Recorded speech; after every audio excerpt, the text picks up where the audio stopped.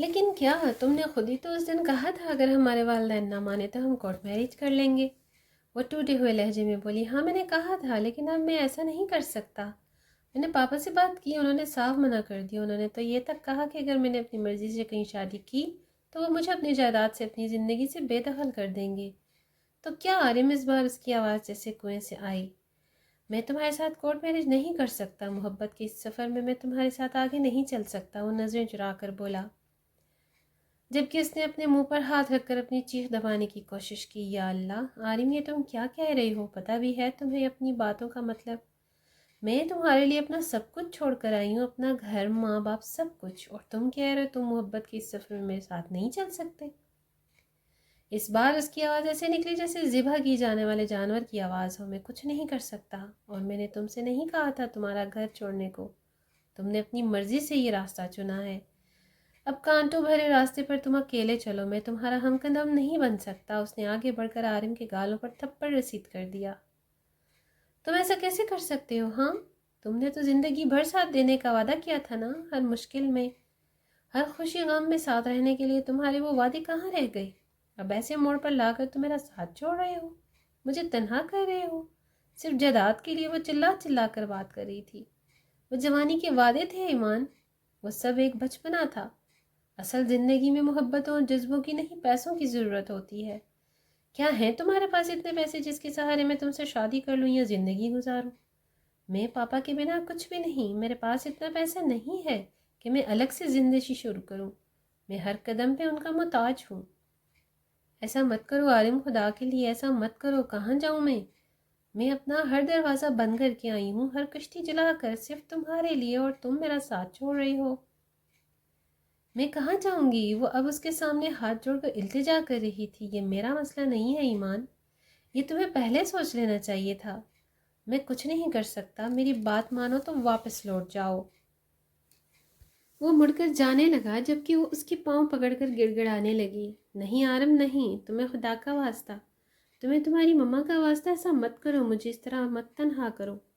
میرا کون ہے تمہارے علاوہ؟ میں تمہارے لیے ہی تو سب کچھ چھوڑ کر آئی ہوں۔ محبت کا جو سفر ہم دونوں نے ایک ساتھ شروع کیا تھا، اس میں مجھے بے آسرا مت کرو۔ تم نے جو محبت کے اتنے وعدے کیے تھے انہیں مت توڑو عارم۔ اس کا سب کچھ ٹوٹ رہا تھا، سب کچھ ختم ہو رہا تھا۔ انسان تو انسان، پرندے بھی اپنے آشیانے کو بکھرتے ہوئے نہیں دیکھ سکتے۔ وہ اپنے آشیانے کو اجڑنے سے بچانے کے لیے ہر حد پار کر دیتے ہیں، اور وہ تو ایک جیتی جاتی انسان جو پیچھے بہت کچھ چھوڑ آئی تھی، سب کچھ ختم کر کے آئی تھی۔ عارم نے ایک جھٹکے سے اپنا پاؤں آزاد کیا اور بائک پہ جا کر بیٹھ گیا۔ وہ بھی اس کے پیچھے پیچھے گئی اور اس کا بازو پکڑ لیا۔ عارف میری بات سنو، میرے یہ سارے زیورات بیچ دیتے ہیں، پھر میں شادی کے بعد کوئی نہ کوئی جاب کروں گی، ہم مل کر ہنسی خوشی رہیں گے، سب ٹھیک ہو جائے گا، لیکن اتنا بڑا ظلم مت کرو۔ اس نے غصے سے اپنا بازو چھڑا لیا۔ سوری ایمان، تم واپس لوٹ جاؤ، میں کچھ نہیں کر سکتا، اور میں تمہارے ساتھ شادی نہیں کر سکتا۔ اور میں تو کیا، ایک بھاگی ہوئی لڑکی کے ساتھ کوئی بھی لڑکا شادی نہیں کر سکتا۔ اب تمہارے دامن میں داغ لگ چکا ہے، اور ایک داغ دار لڑکی کو کوئی قبول نہیں کرتا۔ وہ بائک سٹارٹ کر کے ایک سیکنڈ میں وہاں سے روانہ ہو گیا، اور وہ پاگلوں کی طرح اس کے پیچھے پیچھے بھاگتی ہوئی سنسان سڑک پر آئی۔ 10 سیکنڈ سے بھی کم وقت میں اس کی بائک غائب ہو چکی تھی، اور وہ اتنے بڑی سڑک پر تنہا رہ گئی۔ کوئی راستہ، کوئی منزل نہ بچا تھا۔ اتنی بڑی زمین پہ اس کے لیے کوئی جگہ نہ تھی۔ وہ اتنی بڑی دنیا کی، اتنے بڑے شہر کی اتنی بڑی سڑک پہ تنہا کھڑی تھی۔ کوئی پناہ گاہ، کوئی ٹھکانہ نہیں بچا تھا ایمان علی کے لیے۔ جب یہ زمین نہیں بدلی، آسمان نہیں بدلا، ستارے نہیں بدلے، تو عارم کیوں بدل گیا؟ وہ کیوں بدل گیا؟ وہ آنسو پوچھتے ہوئے اب وہ اپنا جو آنکھیں دیکھتی تھی، نہ وہ اپنا سپنا رہا۔ اندھیری رات میں آسمان تلے وہ اکیلی کھڑی تھی، آسرا، تنہا، لاوارث۔ وہ محبت، اس کا وہ ساتھی جا کے لیے، وہ اپنا سب کچھ جس کے لیے چھوڑ آئی تھی، وہ نہیں تھی اس کے ساتھ۔ وہ اسے بے سایبان کر کے ذلتوں کی سفر میں تنہا کر گیا۔ وہ دوسروں کی طرح راستے تک اس کے ساتھ چلا، لیکن کانٹوں بھرے راستے میں وہ اس کا ساتھ چھوڑ گیا۔ اس کانٹوں پہ اسے اکیلے چلنا تھا۔ زندگی کی مشکل راہوں میں وہ اکیلی رہ گئی۔ محبتوں کے دعوے کرنے والا، محبتوں کا دعوے دار، اپنے ہر دعوے کو اپنے ہی پاؤں تلے رون کر چلا گیا۔ وہ دل کے ہاتھوں کتنی مجبور ہو کر اپنا سب کچھ چھوڑ کر آئی تھی۔ جو کام اسے نہیں کرنا تھا وہ بھی کر گئی۔ اس کے سر پہ کہیں چھت نہیں تھی، زمین پہ کوئی ایسا آشیانہ نہیں تھا جس پہ وہ بسیرا کرتی۔ اس کی آنکھوں سے رونے سے انکار کر دیا تھا۔ اب آنسوں کے لیے سارا سفر پڑا تھا۔ اب اسے ساری زندگی رونا تھا۔ نہ وہ آگے جا سکتی تھی اور نہ پیچھے، ہر راستہ بند ہو چکا تھا۔ اس نے جو کیا اس کا کچھ بھی حاصل نہیں تھا۔ سب کچھ اپنے ہاتھوں سے ہی تو ختم کر کے آئی تھی۔ اب کہاں جاتی؟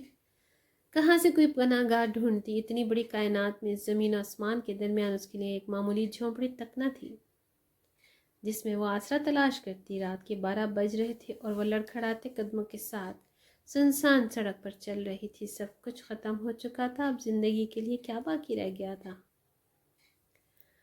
اس کے قدموں سے آہستہ آہستہ جان نکل رہی تھی، لیکن وہ مر نہیں رہی تھی، وہ زندہ تھی، اپنی زندگی، اپنی قسمت کا تماشا دیکھنے کے لیے۔ اب اور کیا دیکھنا باقی رہ گیا تھا؟ اس نے سر اٹھا کر آسمان کی طرف دیکھا۔ یا اللہ، اپنی اس زمین کو حکم دے یہ پھٹ جائے اور میں اس میں سما جاؤں، یا پھر آسمان سے کہیں وہ میرے سر پر گر جائے، یا پھر کچھ ایسا کرے میں اس سڑک سے ہی غائب ہو جاؤں۔ وہ روتے ہوئے گڑ گڑا کر اللہ سے اپنے لیے موت مانگ رہی تھی۔ شاباش ایمان علی، شاباش، بہت اچھا کیا تم نے، بہت اچھا کیا۔ تم نے اپنے والدین کو بھری محفل میں رسوا کر کے آئی تھی اور اللہ نے تمہیں اس سنسان سڑک پر رسوا کر دیا۔ ہر دروازہ تمہارے لیے بند کر دیا۔ اب کہاں جاؤ گی؟ کسے پکارو گی؟ ہے کوئی تمہارا اللہ کے سوا اس ویران سڑک پہ؟ اس کی اپنی ہی تصویر سڑک پہ کھڑے ہو کر اس پر مسکرا رہی تھی۔ اسے لگا جیسے سب اس کی بے بسی پہ ہنس رہے ہوں۔ یہ زمین، یہ آسمان، یہ ستارے، یہ سڑک، یہ اونچی اونچی عمارتیں۔ وہ بے جان قدموں سے چلتی ہوئی مین روڈ پہ آئی۔ یہاں وقفے وقفے سے گاڑیاں گزر رہی تھیں۔ وہ اب سڑک کے بیچوں بیچ آ کر کھڑی ہو گئی۔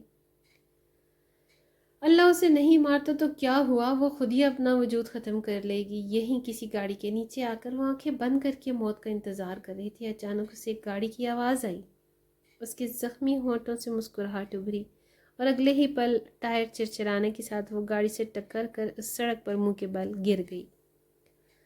اسے اب اپنے پاس کسی مرد کی سنائی دی آواز جو اسے بازوؤں سے پکڑ کر اٹھانے کی کوشش کر رہا تھا۔ اس نے ذرا آنکھیں کھول کر اس آدمی کو دیکھا اور دیکھتی رہ گئی۔ اس کی شکل بالکل آرم سے ملتی تھی، وہ ہو بہو اس کے جیسا تھا، اس سے بھی زیادہ خوبصورت، لیکن آواز تھوڑی مختلف تھی۔ آئیں آپ کھڑی ہو جائیں۔ وہ اسے اٹھانے کی کوشش کر رہا تھا،